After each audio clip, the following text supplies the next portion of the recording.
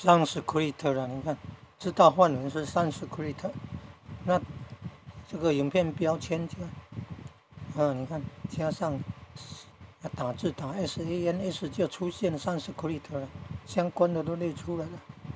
这个梵文的，你看影片8.8万部，1.3万个频道，善事，相关的不晓得是什么，前面善事。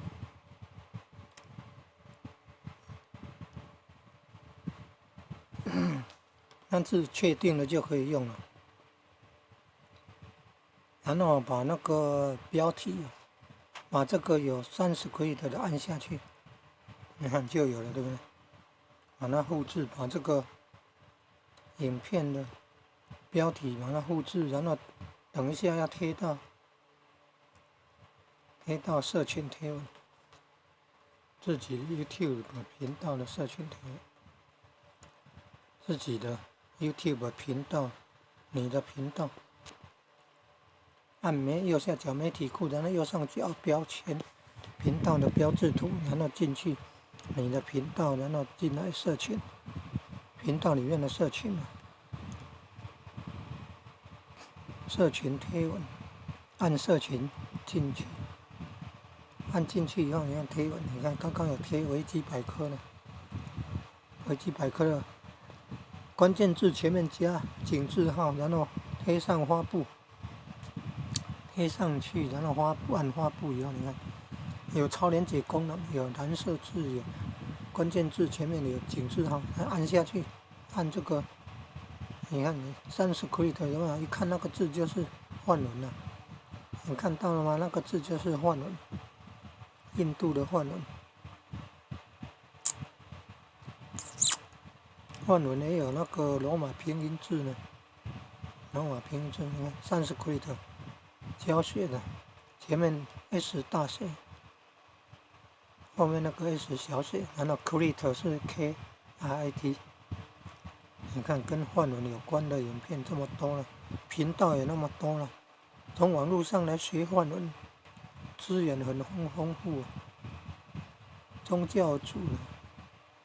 宗教研究所佛学组，学梵文的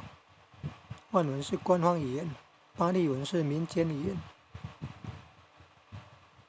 学梵文的南华大学宗教所也有，学巴利文的南华大学宗教所也有，在嘉义大林附近，嘉义大林深坑，嘉义大林慈济医院附近呢，好像还要往东边，呢。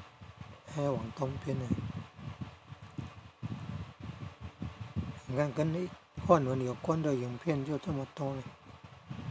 那维基百科手机程式下载以后，语言的设定加300多种可以选，可以选中英化、日韩啦、泰越啦、西班牙啦等等，德文啊等等，印度文也可以。那你看有这个印度的古梵文有勾选的话，就可以从维基百科里面看到这个资料，有用这个。你看现在画面右上角，英文，然后是第2行、第3行，那个就是古印度梵文 Sanskrit， 就会有那种内容，梵文的内容，也可以学习、参考研究古印度的文化。